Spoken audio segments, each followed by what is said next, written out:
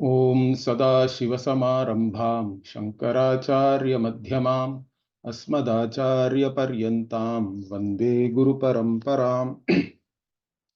Om Sahana Bhavatu Sahanau Bhunaktu Sahaviryankaravavahe Tejasvinavadhitamastu ma vidvishavahai. Om Shanti Shanti Shanti.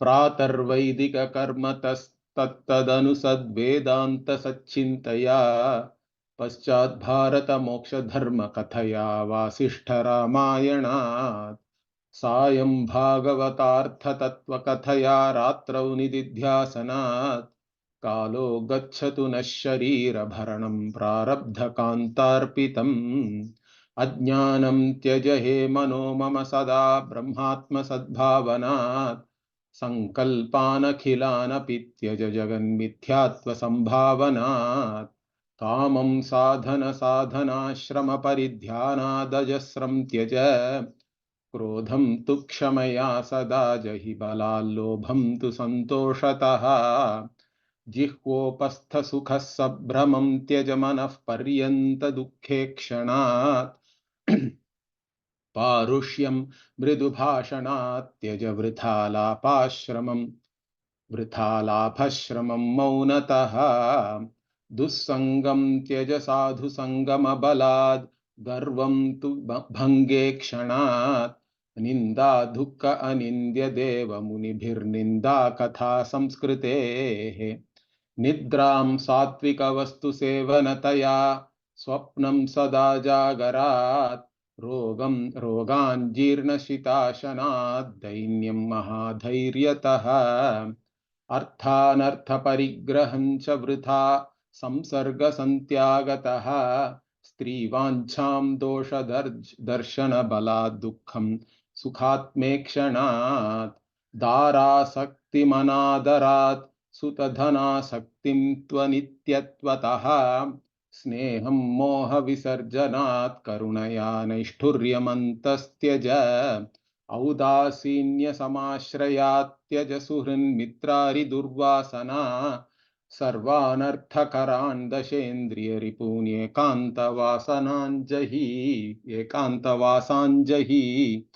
आलस्यं त्वरया श्रमं श्रमधिया तन्द्रीं समुत्थानतः भेदभ्रान्त्यभेददर्शन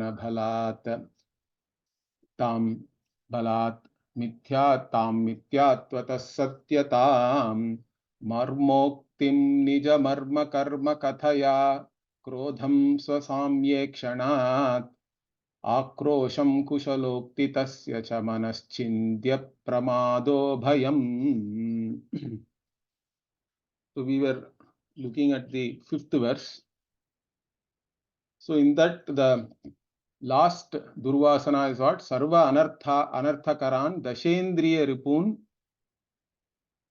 ekantavasan jahi. So all the anartha, undesirables, are all caused by one going after one's own sense objects, correct? The senses have a natural tendency to go towards their sense objects, but if you give in to that, okay, so wherever the eyes go, there your legs go, like this. There is a song also in Tamil also, correct? Kan pona pokile, kal pogalama, kal pona pokile, manam pogalama, like that. Wherever your eyes go, your legs cannot go there actually, but can it go? Or wherever your legs go, there your mind also goes, like this. Can you allow like that? Means you should have a certain mastery over your indriyas. Now this has been said a lot in Bhagavad Gita also. If you see, even in the 2nd chapter itself, the yada samharate chayam kurmongani va sarvashaha indriyani indriyarthebhyaha tasya prajna pratisthita. So when talking about the sthita prajna lakshana, so one of the important things Bhagavan says in the beginning only is what? That prajna, the sthita prajna itself is pratishtita, means what? It is well established. It has a certain nishta, correct? That knowledge is always available. Only if you are able to withdraw your indriyas from the indriya artha, your senses, you are able to withdraw from the sense objects. Like even the tortoise or turtle can remove all its limbs and head into the shell, correct? That is the analogy given here. Then only your knowledge becomes strong and it becomes available to you always. Otherwise, what will happen? In fact, that also Bhagavan says later on. Indriyanam hi charatam yanmanonu vidhiyate tadasya harati prajnam vayurnavamivambasi. See, Indriyanam hi charatam yanmanonu vidhiyate tadasya harati prajnam. So, if you allow the indriyas and the mind along with that to go after the indriya arthas, wherever it goes, then what? Harati prajnam, your knowledge will no more be available to you. Correct? There are so many doctors. They have all the knowledge about health. But you will see that many doctors themselves are very unhealthy. That is also due to the kind of work they do. Okay, so they all work long shifts. They don't have time to take care of their own health and all that. But what I am saying is having jnanam does not ensure that you will have the jnana phala. For you to have the results of the knowledge or enjoy the results of the knowledge always, that knowledge has to be available to you all the time. Even if you have knowledge, it can be robbed by your senses going after the sense objects. Your mind also goes along with that. Means like even vayur navam, means like the wind. If you just put the sails up on your boat and allow the wind to take it wherever it takes, means you are not going to reach the place you want to reach, correct?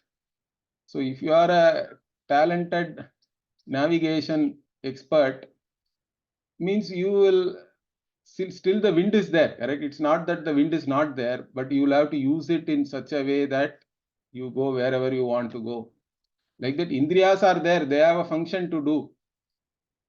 But you have to be able to be the master of your own indriyas and use them for whatever it is in the vyavahara, but not be taken over by them. You should be the master of your indriyas and your mind, not the other way around. That's why if you let them take over your life, then they become your enemies. Correct? That also Bhagavan says explicitly later on in the 3rd chapter also. Indriyasyendriyasyarthe ragadveshau vyavasthitau tayor navashamagachet tauhyasya paripanthinau. So if the indriyas just keep on going after the indriya artha,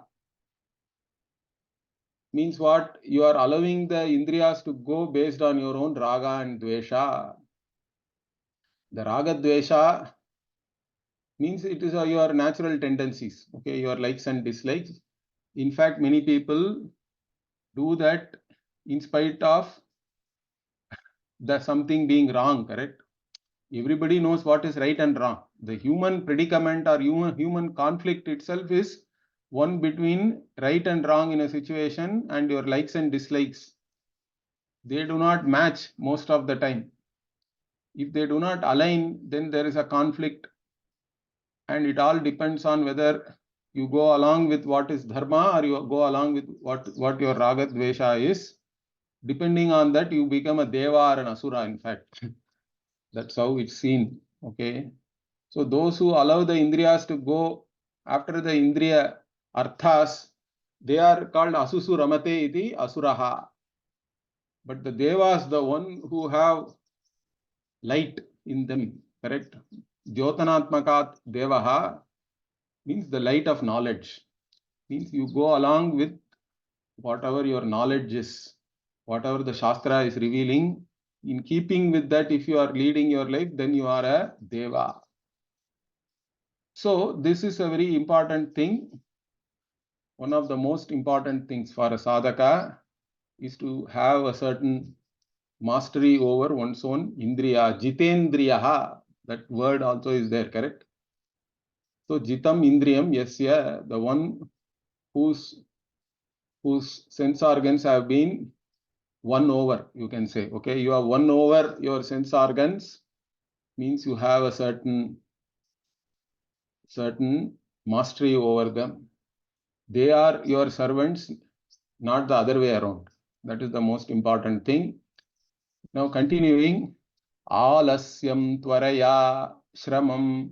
This Shramadhiya is there. There is also another patha, Shamadhiya, which is a better patha, I think. Tandrim Samuthanataha.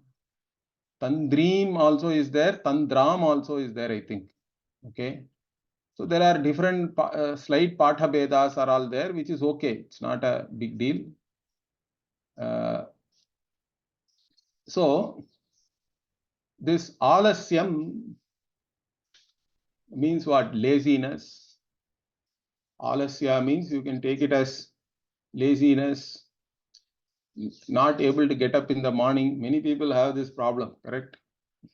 You keep the alarm at some time, but when the alarm goes up, in fact, the one who set the alarm did not consult the one who is waking up, correct?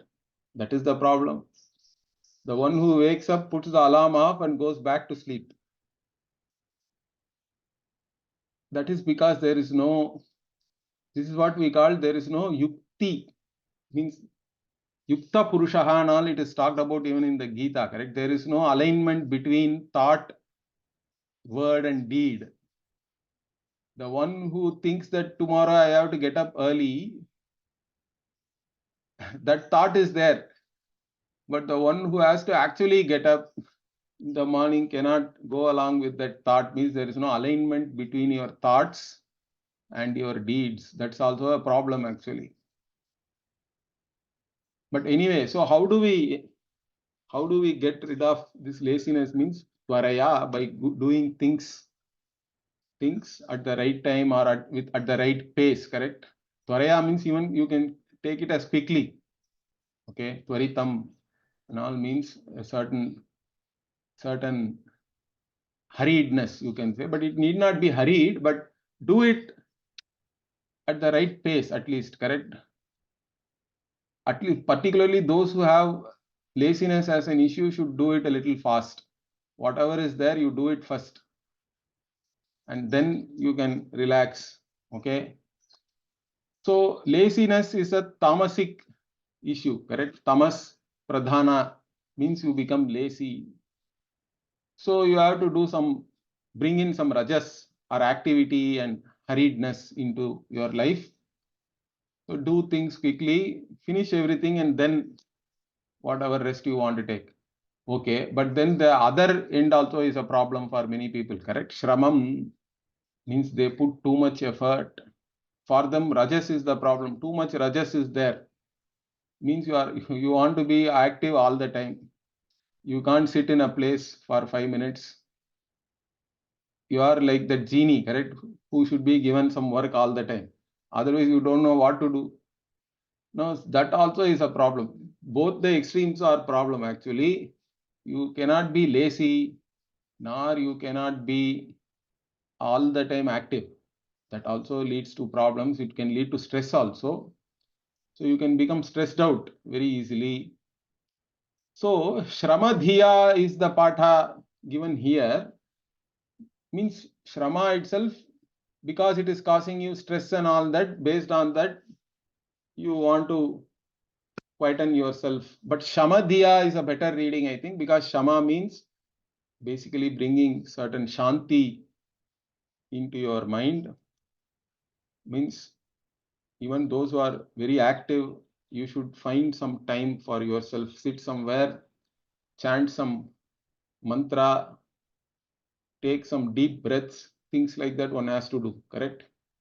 Take regular breaks and be with yourself for 5 minutes. Calm down. So that is the Shamadhiya you can take. Or looking at this, all this, whatever running around as a Shrama also, you can try to get over it and relax. Basically, you have to relax. So that also some people have to be taught, I think. Learn to relax and be with yourself. That is important. Then the other thing is what? Tandreem.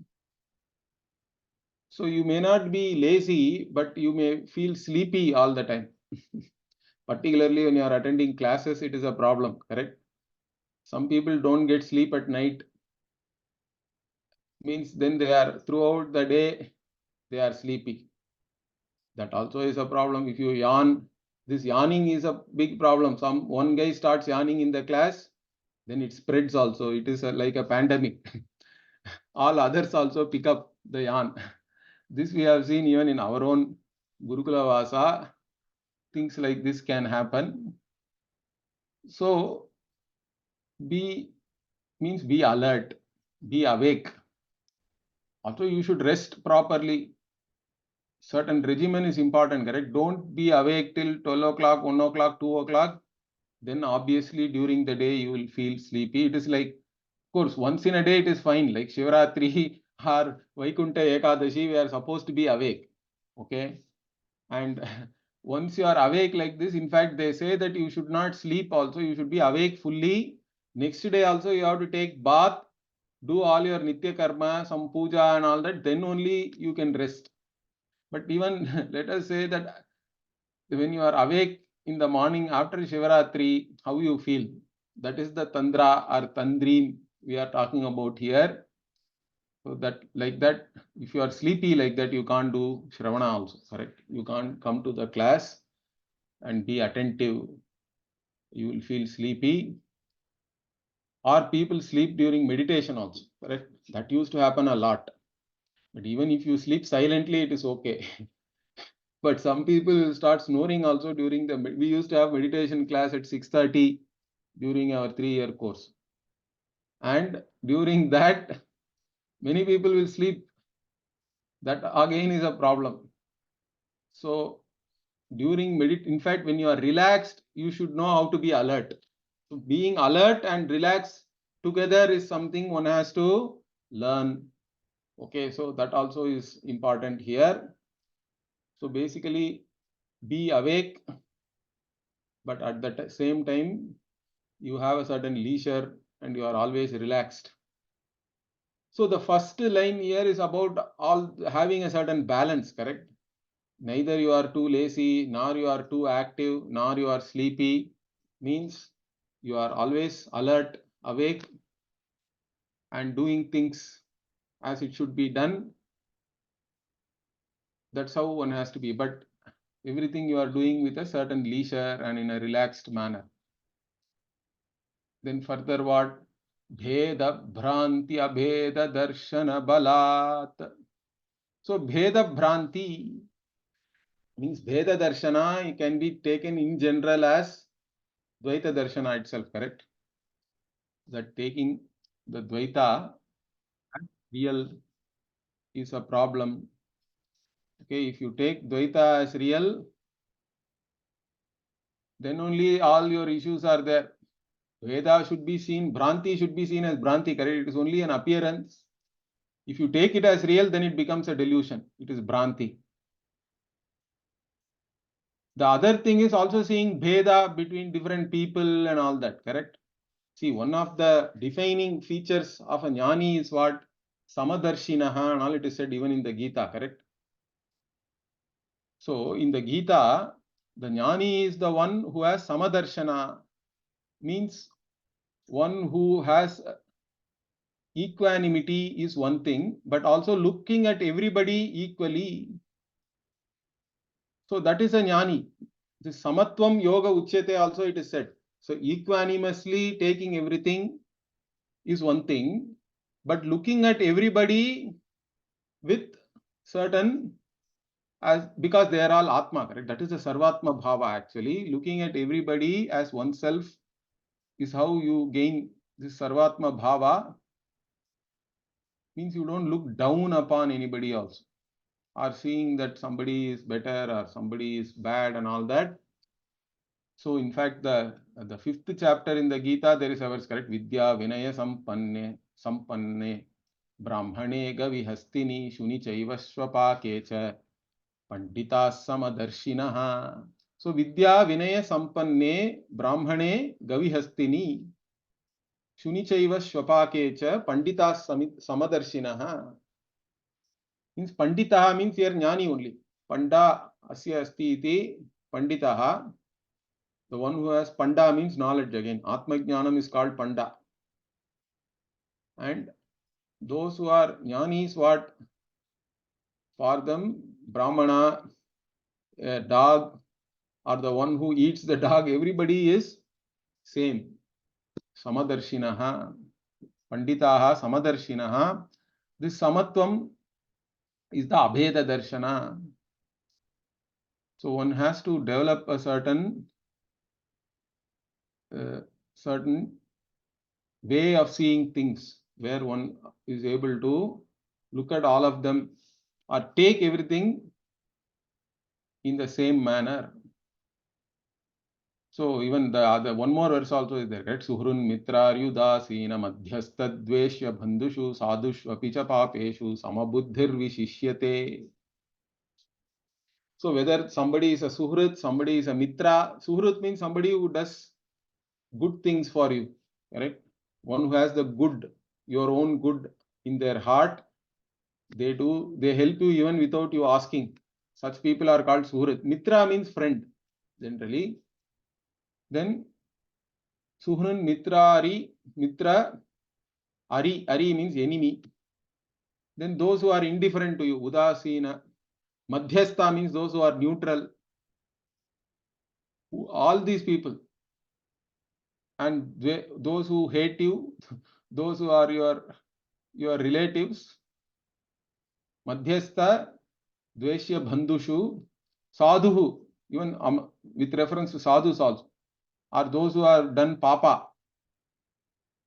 With reference to all of them, samabuddhihi.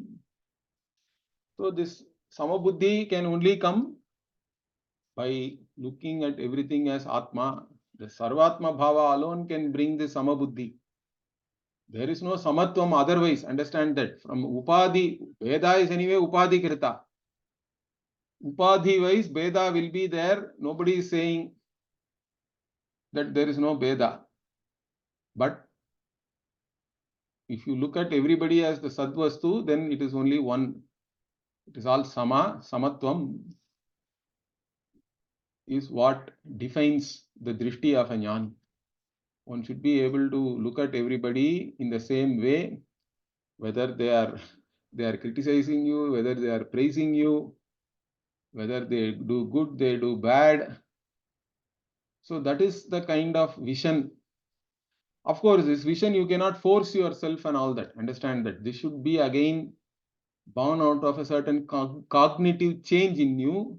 That cognitive change itself is due to this jnanam only. The Atma Jnanam alone has to manifest as this Abheda Darshana or Samadarshana. So Samadarshana Balat, Abheda Darshana Balat, Bheda Bhranti Tyaja. Okay. Then Tam Mithyattvataha Satyatam. So this Mithyattvataha also is there, or Mithyatmataha also is there. There are two readings are there here. So anyway, basically the Satyatam means what? The idea that everything around you is real. So if you take the world as real,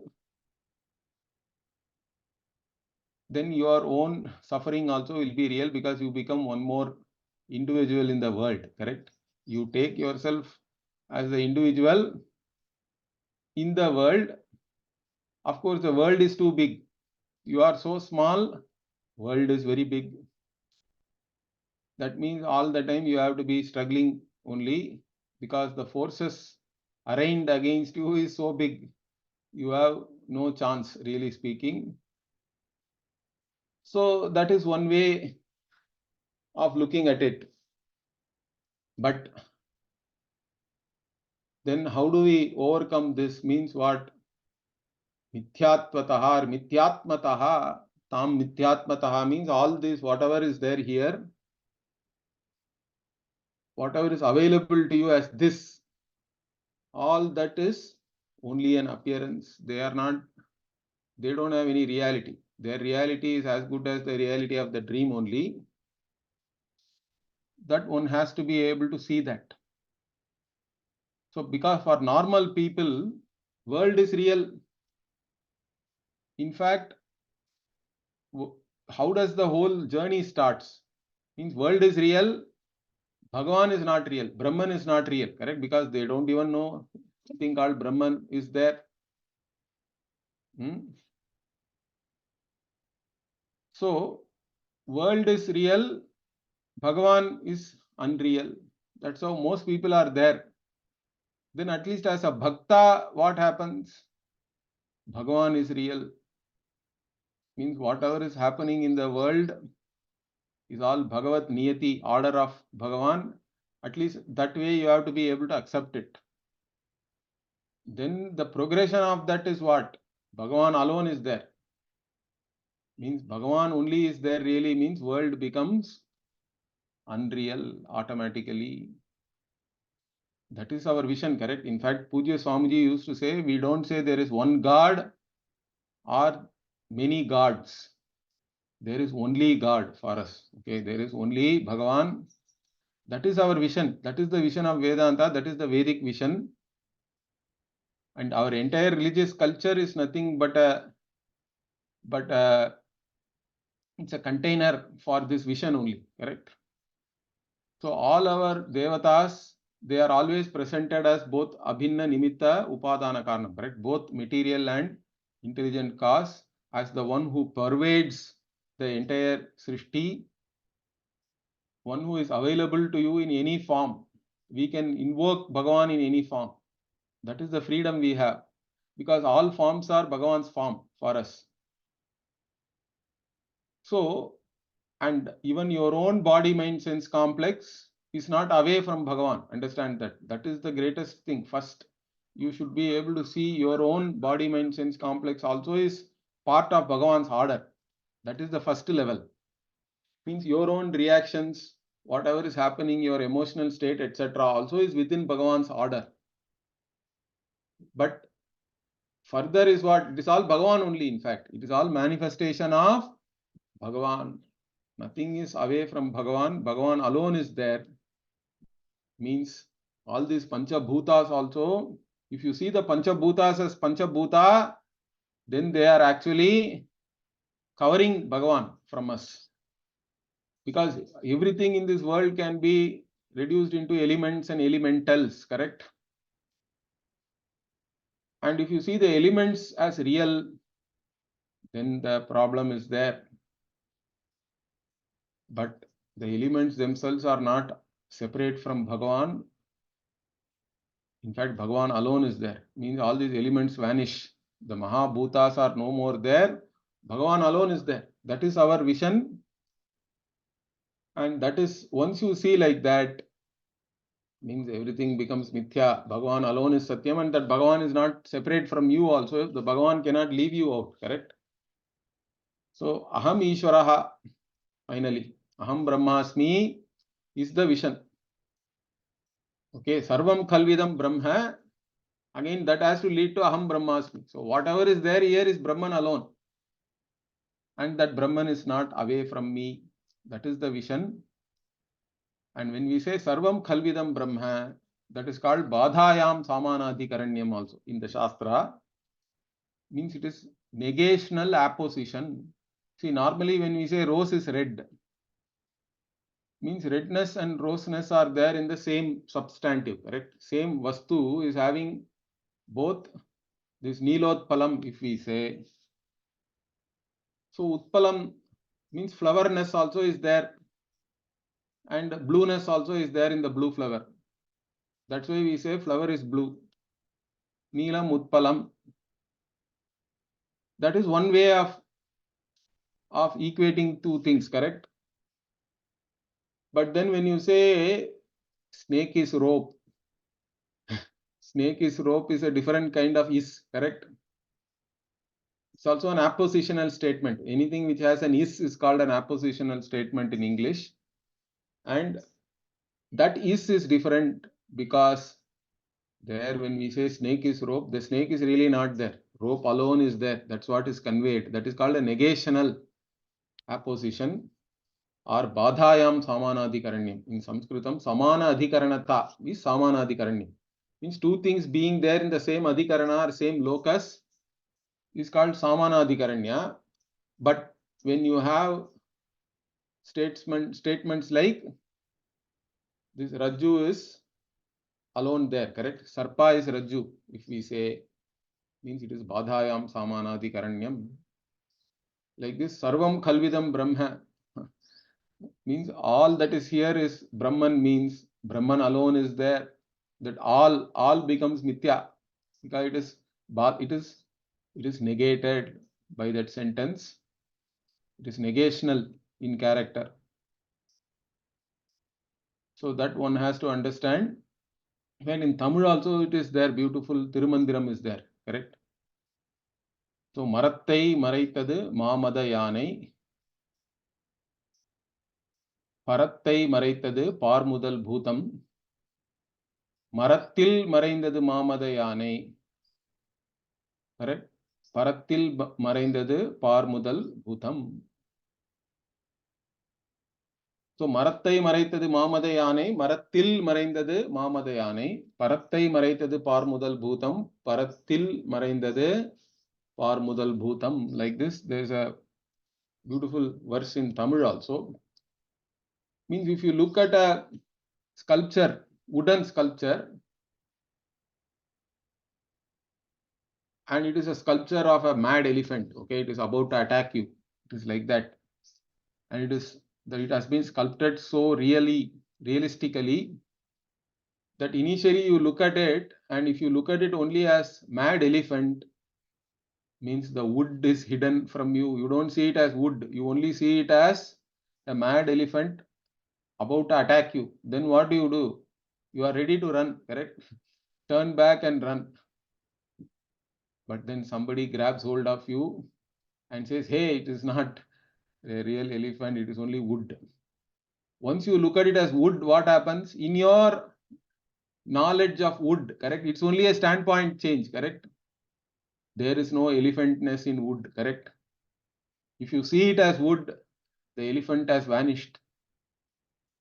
There is no elephantness in your knowledge of wood. Wood is wood. If you see it as wood, elephant has vanished. Similarly, all these Panchabhutas are there in this world, and then all the elementals are there. They are all covering up. The elephant was covering up the wood because you saw it as elephant. Similarly, if you see everything as different here, the Bheda Darshana, all these different elements are there, Panchabhutas are there, then they will cover up the Param Brahma, Parattai Maraitadu. So they will cover up the Param Brahma because you are only seeing individual elements and their elementals making up this world. But if you look at all of that as only Param Brahma, it's only a change of your vision. Means there is no elements or anything anymore. Param Brahma alone is there. All this is only an appearance. In your vision of everything as Bhagavan, there is no place for Jagat. In fact, Jagat has become Mithya. So that is the Drishti. That is the Jnana Drishti actually, correct? That's why Jnana Drishti is presented also as a third eye which burns everything and all that. Why? Because fire, whatever you put into all names and forms which go into fire become only one ash, correct? Everything becomes one ash. So that is like Brahman. So Jnana Drishti also, there may be so many names and forms in this Jagat, but everything in Jnana Drishti, everything is burnt. All the names and forms are gone, and whatever is there is only the ash, which is Brahma. Aham Brahmasmi alone is there. So that is the Jnana Drishti, which burns all the names and forms. So this is the Vedantic Drishti. Further, Marmoktim Nija Marma Karma Kathaya. So there is also Narmokti, also there is a reading, I think. Both mean the same, basically. Marmoktim means talking about others' weakness. Marma means basically a weak point and all that. There is even a there is a marma art also is there. In fact, there is a art of fighting in it is supposed to be there still in India. I don't know whether it is extant, where they attack some weak points in your body, means then they can immobilize the enemy easily without even using a lot of force. Certain points in your body are supposed to be marma points, and in the marma points you do something, then you can easily immobilize your enemy. Or these marma points are sometimes used for some treatment also, I think, for diseases and all that.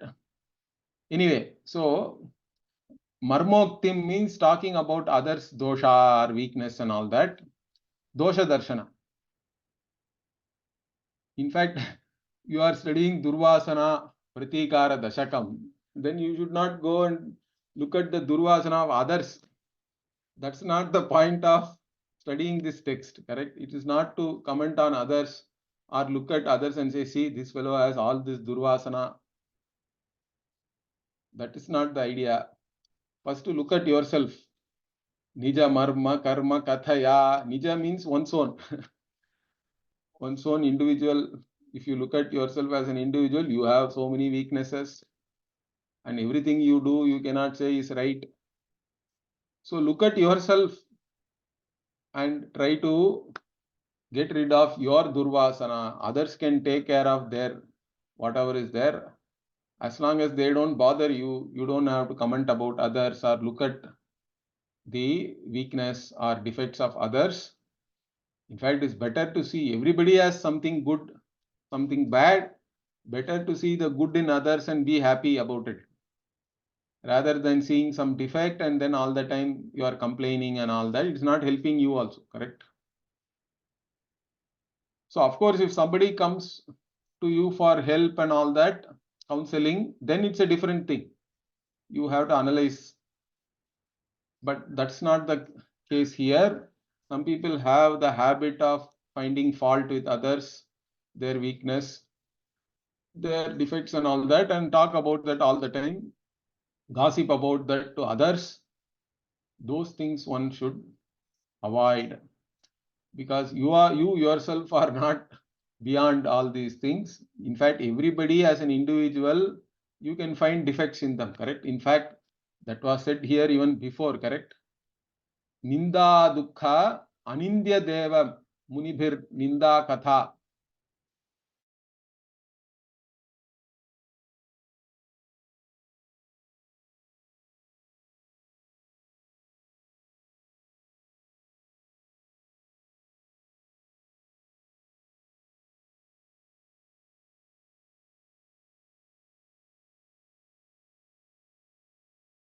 With, even they have been abused, found fault with, criticized and all that.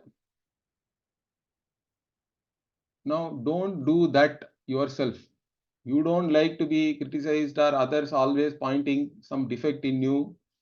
Similarly, others also, they won't like that.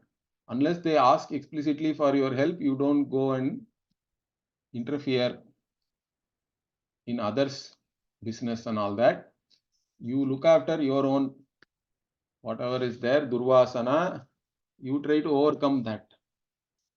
So, marmoktim nija marma karma kathaya krodham swasamye kshanat. Again, krodham, there is also a droham, another reading is there here.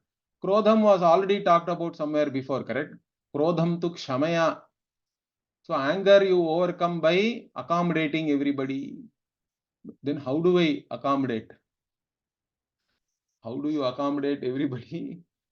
Means one way of accommodating everybody is seeing that even their behavior is part of Ishvara's order, correct? That is one level of understanding, that everything is in order. Even somebody abusing you or dealing unfairly with you is also part of Ishvara's order. That is one way. The other way is what? Swasamye kshana. They are all your own self only, correct? Swasamya. That is here now you can take it as by using this Sarvatma Bhava as a jnani, everybody is yourself only. They are all not separate from you. They are Swasamya. They are yourself only. You are the one who is giving their very existence. So, this is one way. Or Droham also you can say. Means Droham. If you don't want to again repeat Krodham here, you can read it as Droham. Droham means you want to take revenge on somebody or you want to act against somebody, correct? Or treachery also is called Droha sometimes. So you want to do something treacherous because so much anger is there in you against somebody. Or you think that they have done some injustice to you. So you want to behave treacherously and take revenge. See, even all those emotions are not worth it. Give up all those feelings by Swasamya Ikshana, means seeing everybody as not separate from yourself. Okay. So this is the Sarvatma Bhava. Again, we talked about it even before, correct? Abheda Darshana, Swasamya Ikshana, and are all similar. Then Akrosham Kushalokthitasya cha Manaschindya Pramado Bhayam. Akrosham means shouting at others. This is another problem.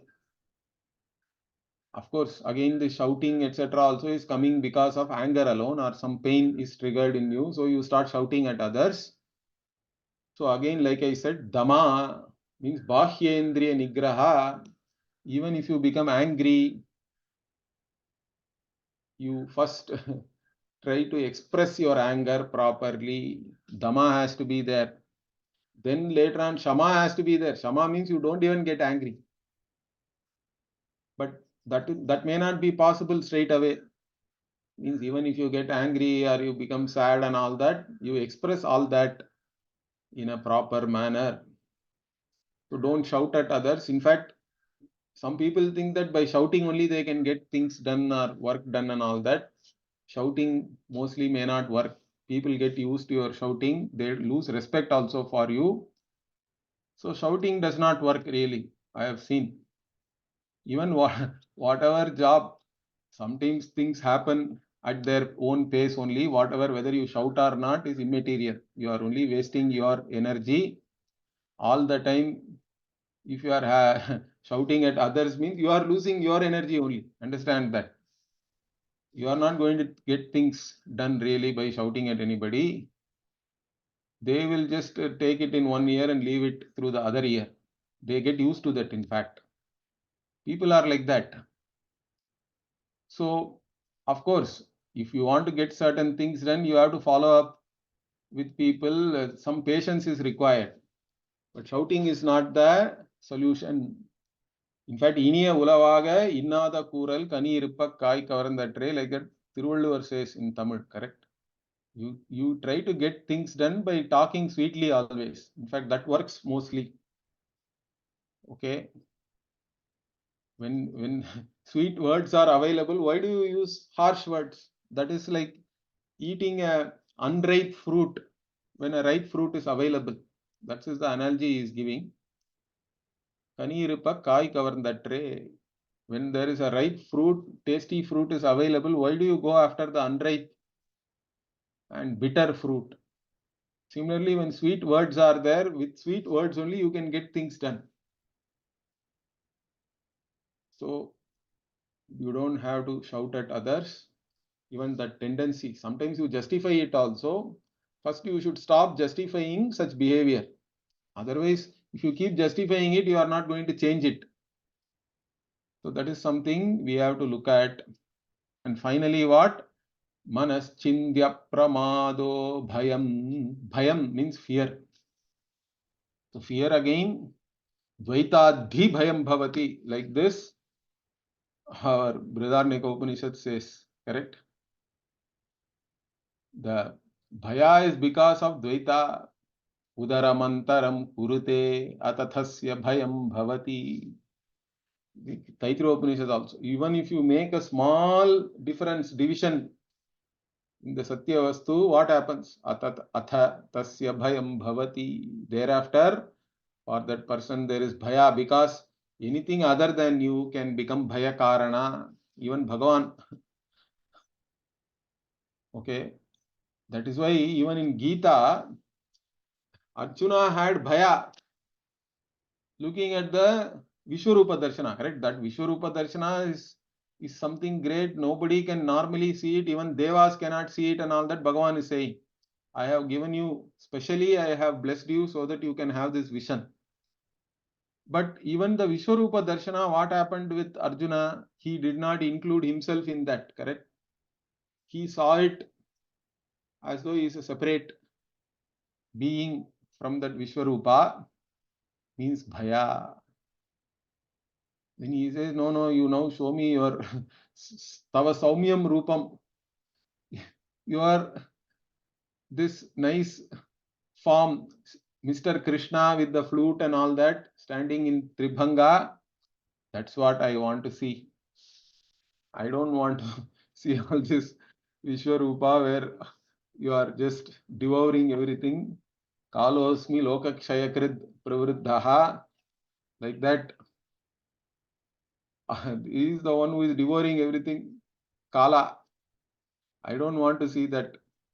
Means bhaya will be there. If you see even the anything other than you, if it is there, really means there is bhaya only.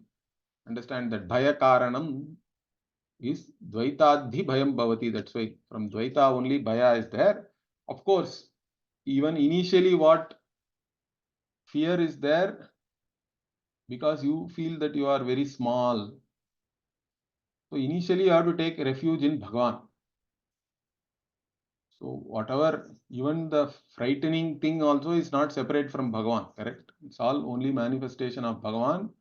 Bhagavan is there to protect you. That is how we start. As a bhakta, you overcome fear relatively.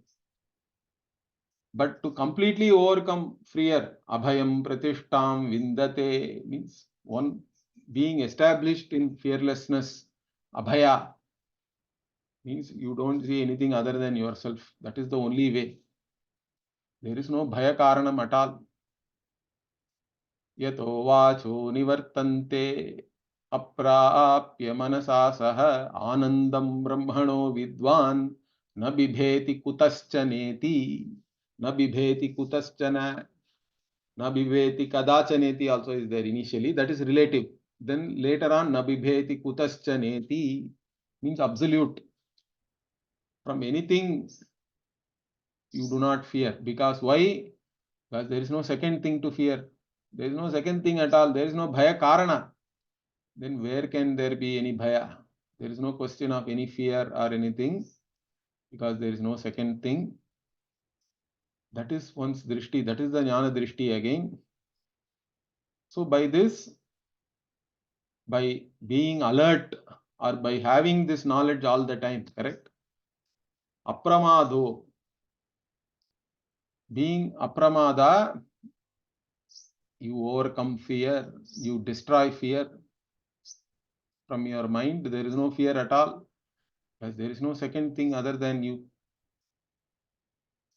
So you get established in abhaya. So whenever fear is there, another thing Pujya Swamiji used to say, my guru, is that what? Many times people are afraid, they are more afraid of fear itself. So one way of handling fear is what? First you have to say, I welcome fear. Psychologically also, once you welcome something, means you are not denying it, you are not trying to run away from that. That itself is going to cause more fear. So Swamiji used to say, first what? I welcome fear. This is also Bhagavan's order only, correct? Even that whatever fear which is arising in me, once you say I welcome fear, you have objectified it. Once you objectify any emotion like fear, it is not powerful. Understand that. If you do not objectify, the fear will overtake you. You will be overtaken by your own emotions. Your knowledge will not be available. Nothing will be available. Only that emotion is playing in your mind. The subject is overwhelmed by the emotion, and only that emotional reaction will be there. But as soon as you say I welcome, means you are objectifying the fear. Then you have some space, correct? You get some space internally to look at it and then use your knowledge. Otherwise, you won't have any space there, means you are overwhelmed by your own emotions. One should not allow that. So that is the apramada here. Apramada means being able to objectify your emotions, being alert to the rise of a certain emotion. And if you are alert to that, then you can objectify it and then process it, handle it. That is very important for us. As Vedantins, as students of Vedanta, as a sadhaka, one should be able to objectify one's own thoughts, one's own emotions. That's how one can handle it easily. So again, all your nitya karma, all the whatever japa and dhyana which you do should help you in this. That's how one gains this ability, correct? So that's why this nitya karma is very important. All these things, don't think that it is only one time or anything. Whatever the remedies which are given here, they have to be done every day. Little bit every day you do. Over a period of time, it will give you big returns, correct? This is called the effect of compounding. Even 1% effort you put every day, correct? Then you compound it and see how much it becomes. It will be huge, correct? So all this, whatever is there, you have to do it on a daily basis, little bit, and then it's going to help you. That's why nitya karma is so much emphasized in our tradition. You have to do things on a daily basis, and over a period of time, all this DurvAsanA and all, you can overcome them only through sadhana every day. It's not that only on Sunday or weekend I will practice all these things. During weekday, none of this applies. I go to office, I am with my family, it doesn't apply. When I am doing work, now I take vacation, then only it applies. It's not like that. It cannot be like that. These things have to be done always. You have to keep track of all these things, and that's how you become a siddha purusha, correct?